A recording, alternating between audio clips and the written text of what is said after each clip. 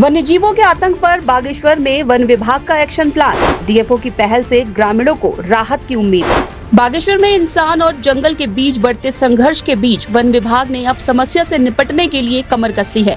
बंदर, जंगली सुअर, भालू और गुलदार के लगातार बढ़ते आतंक के बीच डीएफओ प्रकाश आर्य ने एक ऐसी पहल की है जो अगर जमीन पर उसी प्रभावी तरीके से लागू होती है तो ग्रामीणों को बड़ी राहत मिल सकती है। वन विभाग अब स्पेशल टास्क फोर्स बनाने जा रहा है जो सिर्फ घटना के बाद मौके पर पहुंचने की बजाय संवेदनशील इलाकों में लगातार निगरानी और कार्रवाई करेगी। बागेश्वर के गांव में रात का सन्नाटा हो या दिन का उजाला, जंगल से निकलकर आबादी तक पहुंच रहे वन्य जीव ग्रामीणों के लिए लगातार खतरा बने हुए हैं। कहीं बंदरों के झुंड खेतों में फसल चौपट कर रहे हैं तो कहीं जंगली सुअरों ने किसान की मेहनत पर पानी फेर दिया है। भालू और गुलदार की दस्तक ने तो ग्रामीणों की चिंता और भी ज्यादा बढ़ा दी है। लेकिन अब वन विभाग इस चुनौती से निपटने के लिए रिएक्टिव नहीं बल्कि एक्टिव मोड में आने की तैयारी कर रहा है। डीएफओ प्रकाश आर्य की पहल पर स्पेशल टास्क फोर्स गठित करने की प्रक्रिया चल रही है। इस टीम का काम सिर्फ वन्य जीवों को पकड़ना नहीं होगा बल्कि उन इलाकों की पहचान करना भी होगा जहां लगातार मानव वन्य जीव संघर्ष की घटनाएं सामने आ रही हैं। टीम संवेदनशील गांव में गश्त करेगी, ड्रोन और ट्रैप कैमरों से निगरानी होगी, वन्य जीवों की गतिविधियों पर नजर भी रखी जाएगी और रिहायशी इलाकों में पहुंचने वाले जानवरों को जरूरत के मुताबिक रेस्क्यू कर सुरक्षित रूप से उनके प्राकृतिक आवास में छोड़ा जाएगा। यानी कोशिश ये है कि जानवर आबादी तक पहुँचे उससे पहले ही वन विभाग की नजर वहाँ पहुँच जाए। देखिए, मेरी प्राथमिकता है सबसे पहले कि जो हमारे किसान बंधु हैं उनको हमको ये बंदरों से, सुअरों से और भालू के आतंक से निजात दिलानी है और इसके लिए प्लानिंग कर रहा हूँ। मैं अपने लेवल पे भी प्लानिंग कर रहा हूँ और मैं सबसे पहले तो अभी तो हम ये कर रहे हैं कि हम अपना एक टास्क फोर्स बनाने जा रहे हैं।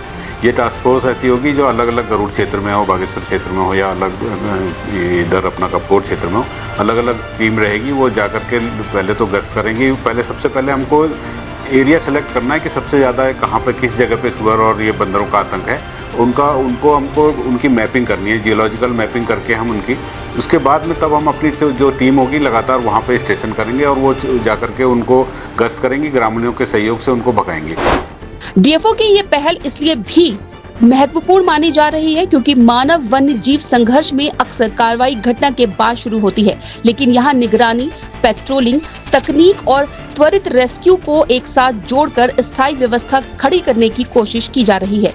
इससे एक तरफ ग्रामीणों की सुरक्षा तो बढ़ेगी ही, दूसरी तरफ वन्य जीवों को भी अनावश्यक नुकसान से बचाया जा सकेगा। मैं एक अलग से एक प्लान इस तरह से कर रहा हूँ कि जो नए टेक्निक्स हैं उनको बंदर पकड़ने की या भालू को रिपेलेंट करने के लिए या सुअरों को पकड़ने के लिए वो एक ट्रैप, स्पेशल ट्रैप जो केज हैं वो उस तरीके का हम डिज़ाइन करवा रहे हैं। वो अगर हो जाएगा तो हमको लगता है कि हम बहुत अच्छे तरीके से ये समस्या हैंडल कर पाएंगे, क्योंकि ये यहाँ की सबसे विकट समस्या है, सबसे प्रमुख समस्याओं में से एक है कि किसान इसके बंदरों और सुअरों के चलते उन्होंने खेती करना छोड़ दिया है।